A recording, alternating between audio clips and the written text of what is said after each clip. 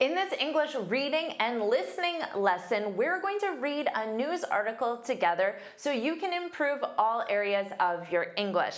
Welcome back to JForrest English. Of course, I'm Jennifer. Now let's get started. Our headline, the country that measures happiness. Any idea which country this could be? Well, let's find out. On the eastern edge of the Himalayas, nestled between India and Tibet, lies the tiny nation of Bhutan. So Bhutan is the country that measures happiness. And notice they described it as the tiny nation of Bhutan. Tiny means extremely small. And let's review nestled. First of all, notice this pronunciation of the ED. This is the past participle of the verb to nestle, but here it's to be nestled, nestled. And it functions as an adjective in this case, nestled, old. So a soft D, old, nestled. And this means to be securely or comfortably placed in a location. It's used more in a literary sense. It sounds very poetic. You might hear this in a real estate listing to make a location sound desirable. For example, the cottage is nestled, to be nestled. So this stays in the ED form, nestled. And then to be, this is your verb, you conjugate.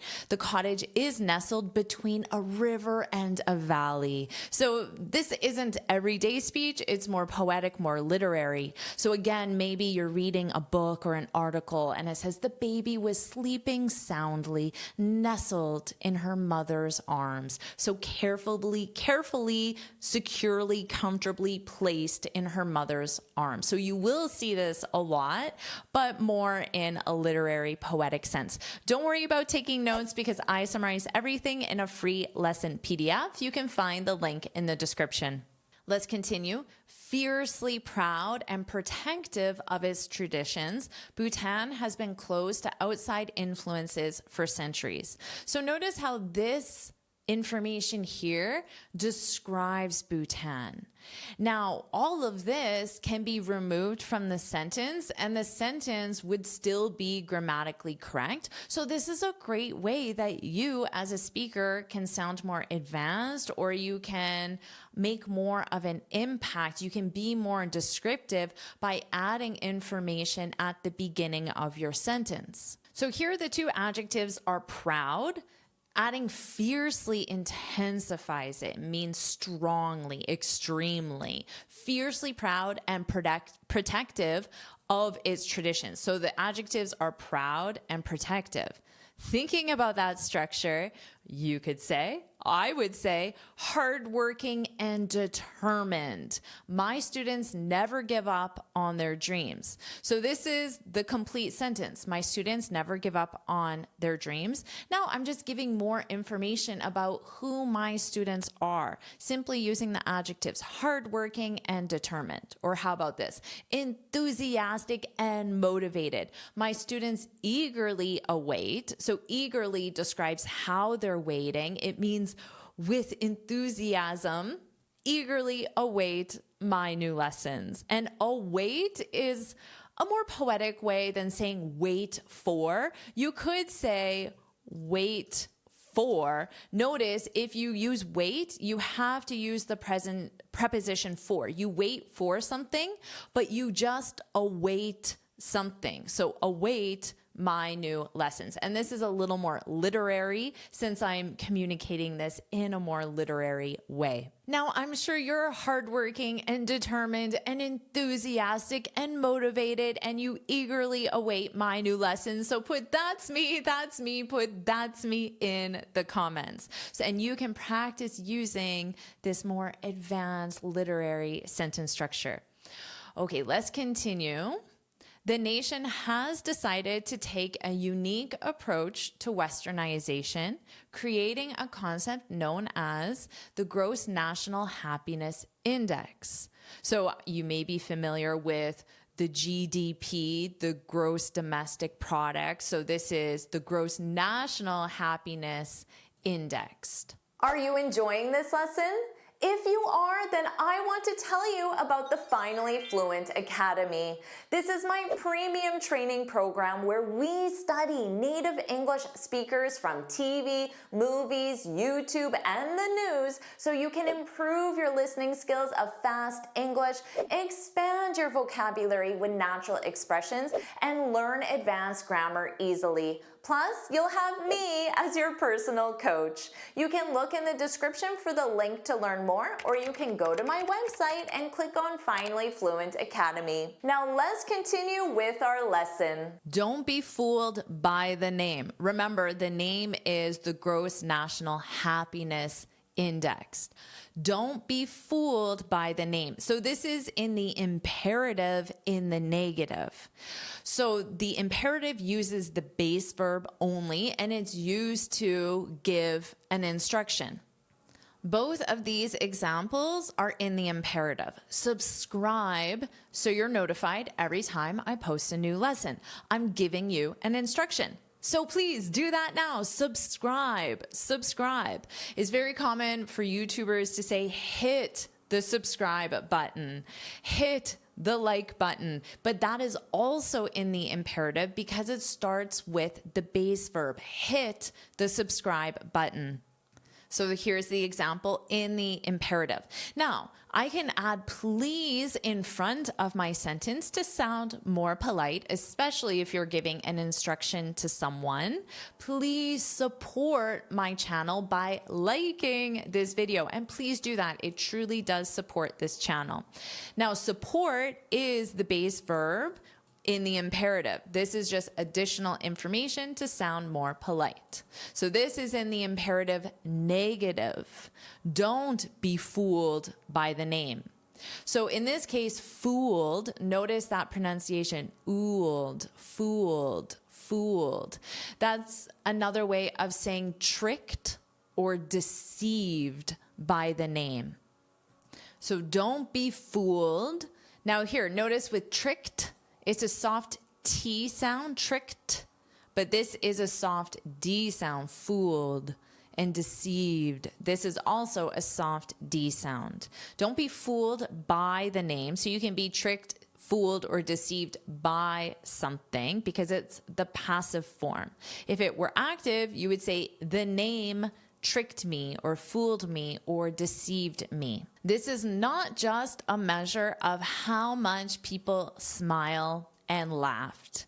So this is why you shouldn't be fooled, tricked, or deceived. It's not just a measure of how much. So how much is the quantity? How much time, how much money, quantity. You could also say how often people smile. How often is the frequency? How much, quantity, how often, frequency. It's a holistic approach to sustainable development that gives as much weight to human flourishing as it does wealth. So human flourishing, to flourish means that you are performing well, you're functioning well.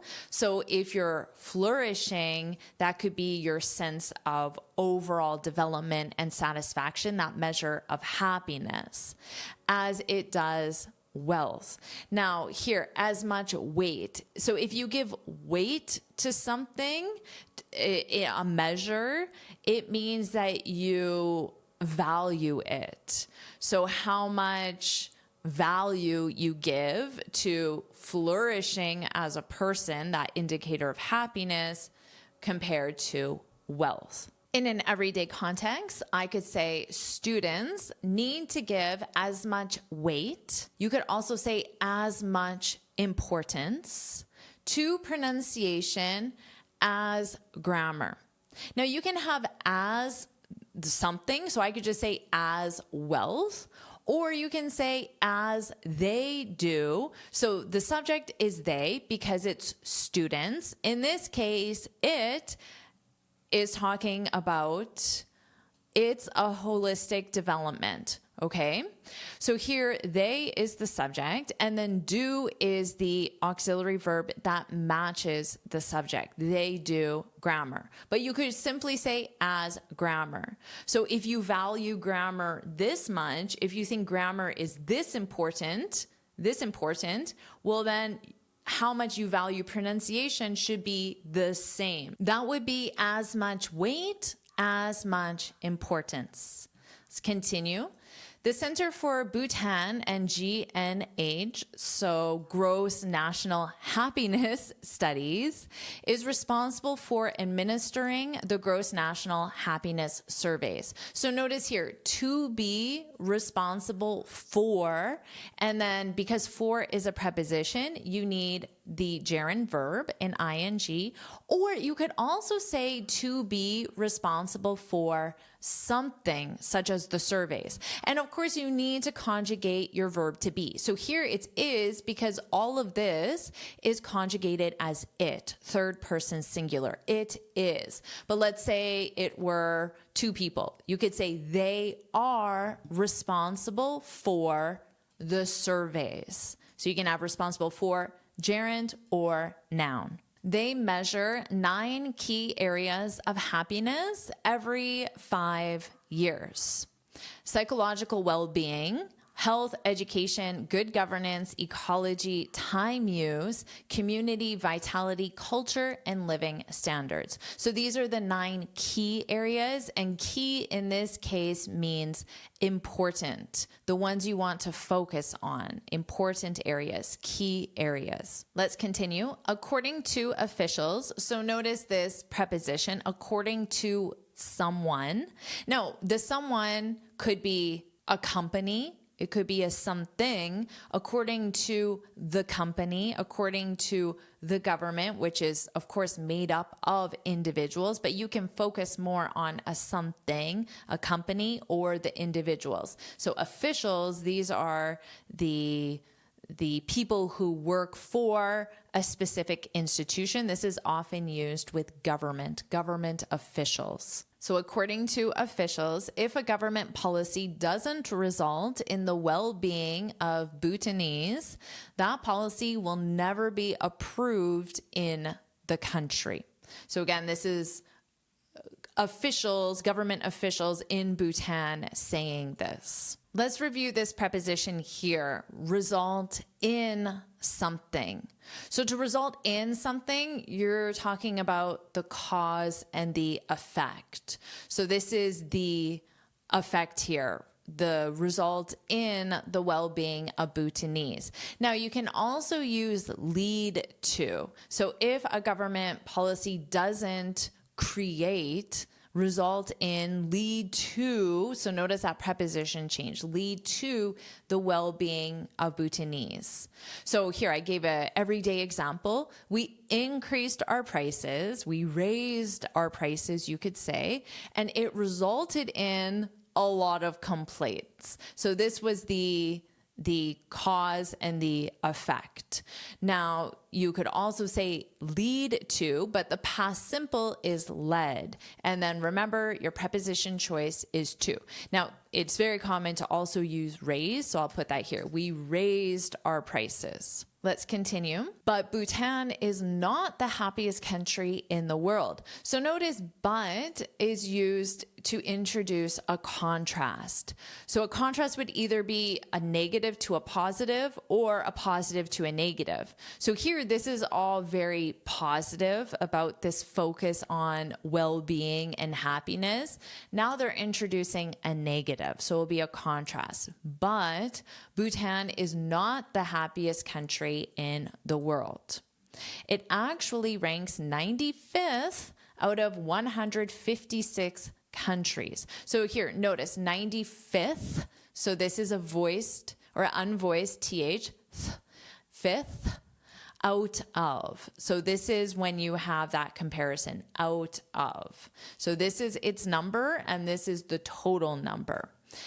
And to rank is for your position. So that's your score basically. And here, actually is used to clarify information. I hear students use the word actually incorrectly because they think it's more to introduce information, but it's only used to introduce a clarifying point. So let's say I've been talking about this conference at work for quite a while, and one day you just asked me, so when is the conference? Now I want to clarify information. So I can say, actually, it was canceled. I can certainly just say, it was canceled, but actually introduces that there is a miscommunication or something needs to be clarified because you believe the conference is taking place, but new information is that the conference was canceled, but you don't have that information. So that's how you can use actually. Actually, it was canceled. So remember that actually is only used to clarify information, not simply to introduce information. Let's continue. Much of that has to do with the nation's poverty. So much of that, that being its score, its rank being 95th out of 156 countries. So much of that has to do with the nation's poverty and the challenges of bringing economic and social equity to a predominantly agricultural society. So predominantly means that agriculture is the main part of the society. There are other areas, but they are small in comparison to agriculture. So that's how you can use predominantly. You could say our clients are predominantly from the US. That means the majority of them, 80, 85, 90. Now, if you use actually, it means you're clarifying. So someone could say to you, oh, so are you going to Europe for your clients? So they assume your clients are in Europe. And then you could say, actually, to clarify, actually, our clients are predominantly from the US. So no, we're not going to Europe for that conference. Let's continue. What sets Bhutan apart from other countries is that their vision is to value well-being and community metrics as highly as economic metrics. Okay, let's talk about this. What sets Bhutan apart? So you can use a something like a country. You can use a someone as well. This is a very useful phrase. It means what makes Bhutan unique or different. So unlike other countries. So unlike other countries, unique or different. Now, I could say what sets my lessons apart, because you need a something here. So what sets my lessons, I could use me as well and say what sets me apart is the focus on real world English. So here, this would be what sets my lessons or what sets me. Now, you only need to use from if you include the others, if you specify the others. So in this case, it's from other countries. Now, in my context, it would be from other teachers or from other channels. And there's an S because there's more than one here. But if you don't include this part, then you don't need the from. So what sets my lessons apart is the focus on real world English. Now, in a job interview, it's a very common question to be asked, what sets you apart? What sets you apart? Now, again, if you use the someone else, the other noun, you would use from. What sets you apart from the other candidates? So you need to talk about why you're unique, why you're different, why you're unlike the other candidates. What makes you special? So that's a great phrase to have in your vocabulary. And what sets Bhutan apart is that their vision is to value well-being and community metrics. So a metric is a source of measurement. So a metric would be how they measure well-being. the different points. So that would just be a measurement. To value well-being and community metrics as highly as, so as much as, because you can have a high ranking or weight or importance, remember that word weight, or a low. So that's why it's as highly as, but you could also use as much as economic metrics. So again, measures. Let's continue. The World Bank calls Bhutan a developmental success story.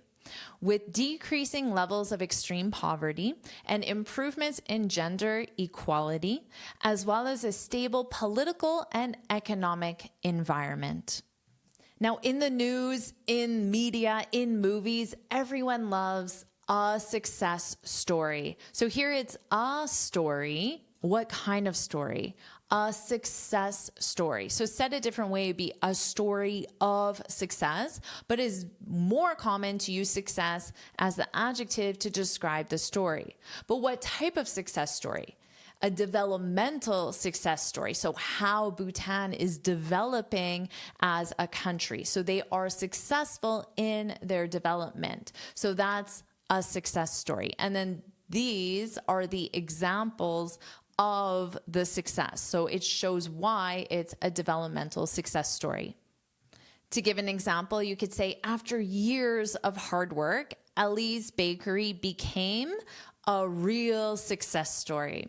So a success story, when people talk about success of a regular person who started a business, they instantly think of Ali and his bakery.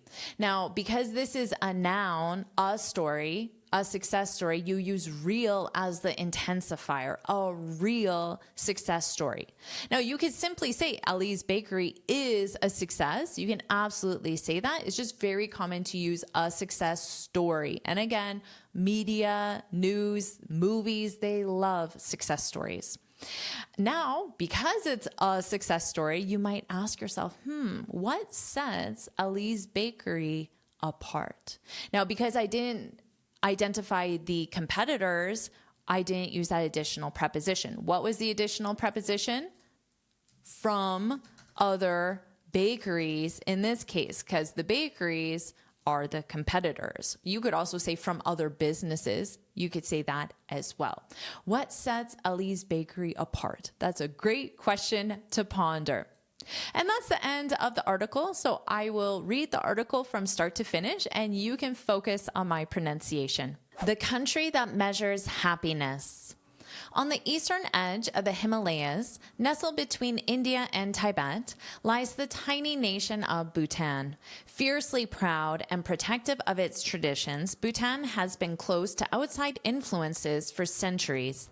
The nation has decided to take a unique approach to westernization, creating a concept known as the Gross National Happiness Index.